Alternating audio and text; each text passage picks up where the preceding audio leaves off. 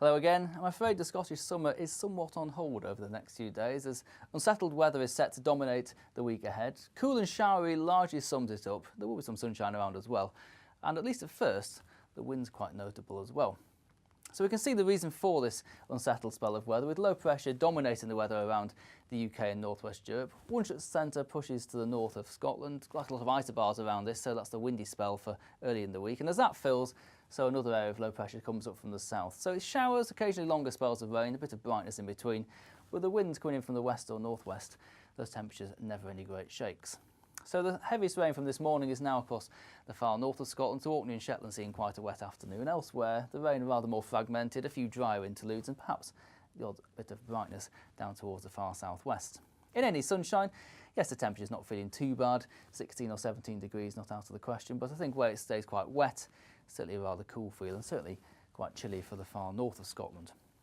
On through this afternoon then, and fairly cloudy at first, but for the evening we'll see a bit of brightness for most of us for a time before the showers get going again across central, western and northern Scotland, and that's as this centre of low pressure comes closer in off the Atlantic. And the winds will become quite a feature of the weather through the back end of the evening and overnight. Certainly a risk of gales around exposed coasts and hills in the west, and quite a windy night even inland, some funneling perhaps through the central belt. But with the cloud and the rain and the wind, it won't be a particularly cold night, temperatures holding up between around 9 and 11.